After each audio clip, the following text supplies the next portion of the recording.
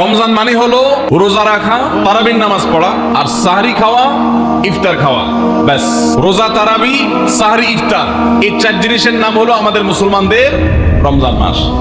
অথচ আমাদের প্রিয় নবী সাল্লাল্লাহু আলাইহি ওয়াসাল্লাম রমজান মাসে এই চার কাজের বাইরে আরো অনেক আমল, অনেক কর্মসূচি, অনেক কার্যতালিকা, অনেক আমলের তালিকা তিনি আমাদেরকে দিয়েছেন, যেটা আমরা মুসলমানরা অনেকেই জানি না। আজ আমরা নবী করিম সাল্লাল্লাহু আলাইহি সাল্লাম আমাদেরকে রমজান মাসে যে সমস্ত আমল করতে বলেছেন, আমরা সেই সমস্ত আমলের কথা আপনাদের সঙ্গে খুব সংক্ষেপে শেয়ার করব ইনশাআল্লাহ। কারণ আমি নবী করিম সাল্লাল্লাহু আলাইহি সাল্লামের হাদিস থেকে এবং কোরআনে কারীম থেকেও 27টি আমলের কথা আপনাদের সঙ্গে শেয়ার করবো ইনশাআল্লাহ, যার সবগুলোই রমাদানের জন্য স্পেশাল, তবে অনেকগুলো রমজানের বাইরের সময়ও আমাদের পালনীয় এবং করণীয়। এ বিষয়ে আমরা এই বছর প্রথমবারের মতো একটা বই করেছি, আপনারা জানেন, মাহে রমজানের 27 আমল। এই বই থেকে আমি 27টি আমল আপনাদেরকে শোনাবো ইনশাআল্লাহ। আর আমি 27 আমল বলে শেষ করার পর প্রশ্নোত্তর সেশন শুরু করার আগে এই 27 আমল এক নিঃশ্বাসে বা এক টানে যদি কেউ শোনাতে পারেন, যে কয়জন শোনাতে পারবেন সেই কয়জনকে এই বই আমি ফ্রি উপহার দেবো ইনশাআল্লাহ।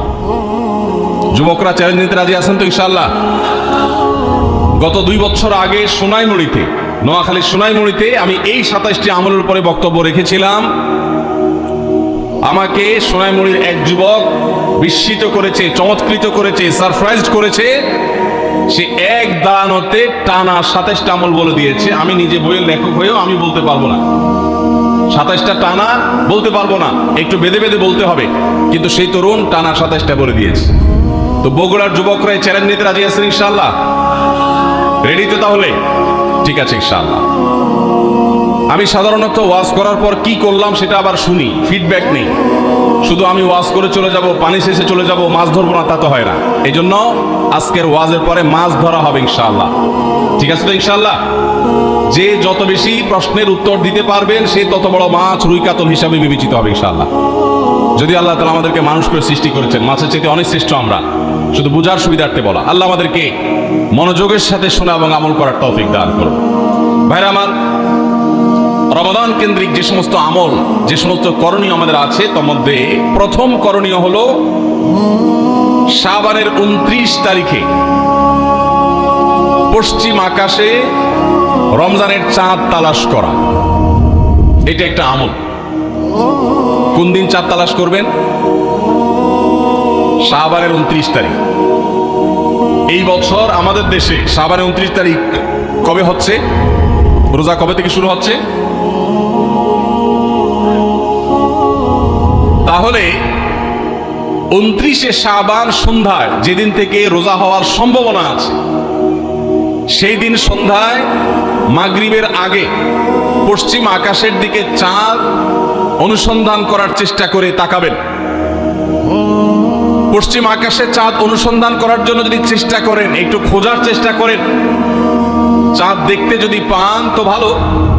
এমনকি যদি চাঁদ দেখতে নাও পান, চাঁদ দেখার চেষ্টা যে করেছেন এর কারণ আপনার আমল নামাতে সওয়াব লেখা হবে, একটা সুন্নত আদায় করার সওয়াব। ভাইরা আমার, আমরা আমাদের ছেলেবেলায়, আমাদের শৈশবে রমজানের আনন্দ আঁচ করতাম পশ্চিম আকাশের চাঁদ দেখে।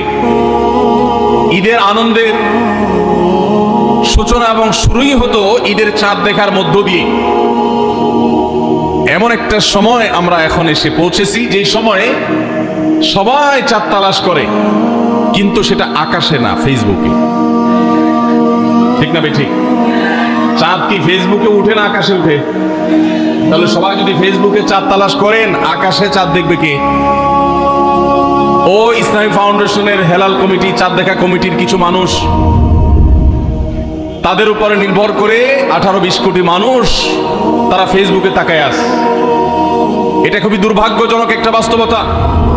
নবী করিম সাল্লাল্লাহু আলাইহি ওয়াসাল্লামের হাদিসটা আমরা লক্ষ্য করি, তিনি বলেছেন, সুমু লিরুয়াতিহি ওয়া আফতিরু লিরুয়াতিহি। তোমরা চাঁদ দেখে সিয়াম সাধনা করবে, চাঁদ দেখে রমাদান উদযাপন করবে, চাঁদ দেখে রমাদানের ইবাদত বন্দেগী করবে, আর চাঁদ দেখে তোমরা ঈদ উদযাপন করবে।